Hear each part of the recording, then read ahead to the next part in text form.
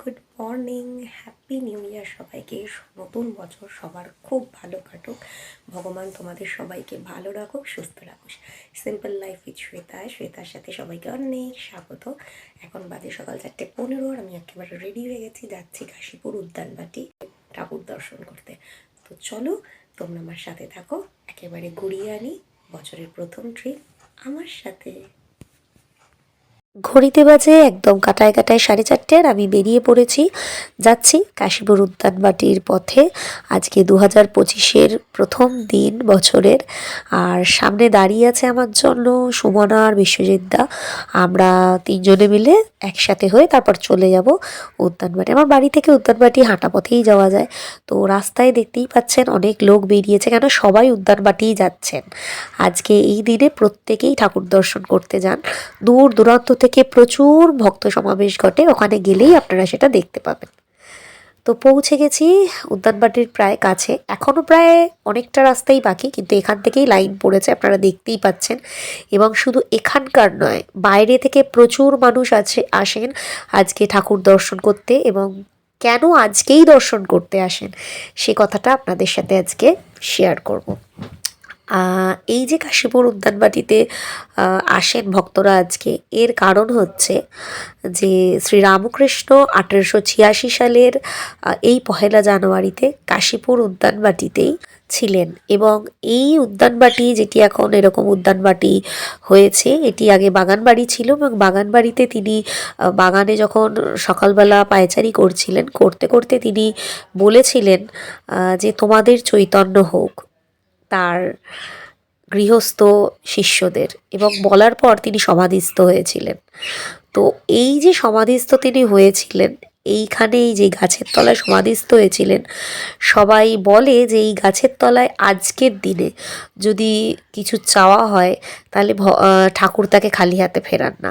এবং সেই থেকেই এই 1 জানুয়ারি কল্পতরু দিবস হিসেবে পালন করা হয়, এবং লক্ষাধিক ভক্ত সমাবেশ ঘটে ঠাকুরকে দর্শন করার জন্য। এই বলতে বলতে আমরা প্রায় দেখুন একেবারে উদ্যানবাটির সামনে চলে এসেছি।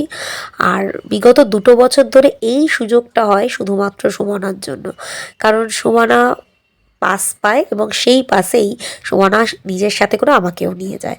তো গত বছর তো জেঠিমাও গিয়েছিলেন, মানে বিশ্বজিৎদার মা, সুমনার শাশুড়ি, কিন্তু এই বছর জেঠিমা আসতে পারেননি, তো আমরা তিনজনেই এসেছি।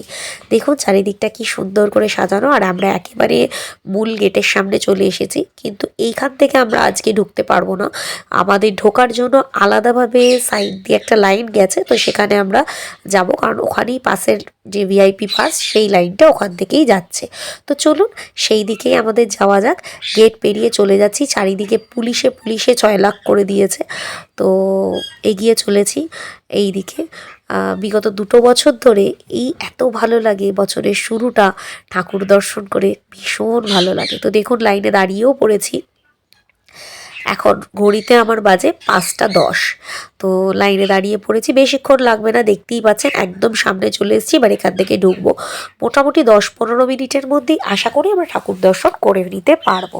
তো এই যে সুযোগ, এই সুযোগটা সুমনা ছাড়া সত্যি সম্ভব হতো না, সুমনা করে দিয়েছে। এবং বিগত 2 বছর ধরে এইভাবেই আমি বছরের শুরুটা করি। আর ভাবলাম যখন আমি শুরু করি তখন কেন না আপনাদের সাথে শেয়ার করব, তাই জন্য আজকে আপনাদের সাথেও শেয়ার করলাম। গত বছরের ব্লগটাও কিন্তু আছে, আপনারা চাইলেন গত বছরের ব্লগটাও দেখতে পারেন। আর এই বছরের ব্লগটা তো দেখছেনই। এনারা নগর কীর্তনে বেরিয়েছেন। আমি কোনো রকম সাউন্ড দিতে পারছি না এই কারণেই, কেননা ওখানে বক্সে নানান রকম ঠাকুরের গান বাজছে, তো সেইগুলো দেওয়া তাই জন্য সম্ভব হচ্ছে না।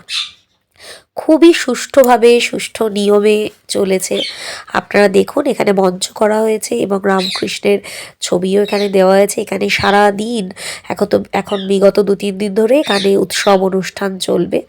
এবং এই হলো ঠাকুরের মূল বাড়ি, এখানেই ঠাকুর থাকতেন।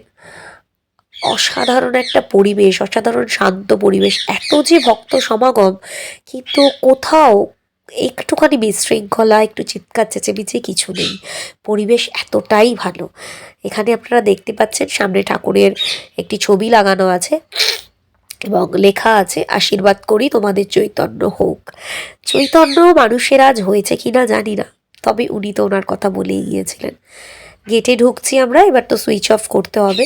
এবার গেট থেকে বেরোনোর পর আপনাদের একদম ওপর থেকে দেখাচ্ছি কি পরিমাণ ভক্ত সমাবেশ ঘটেছে। দেখতেই পাচ্ছেন চারিদিক থেকে ভক্তরা আসছেন, এবং শুধু এখন নয়, এটা গতকাল সন্ধ্যে থেকে লাইনটা পড়েছে। আমি যখন গতকাল বাইরে বেরিয়েছিলাম তখনই দেখেছি সন্ধ্যেবেলা এইরকম প্রচুর লাইন পড়েছে, প্রচুর ভক্ত সমাবেশ ঘটেছে।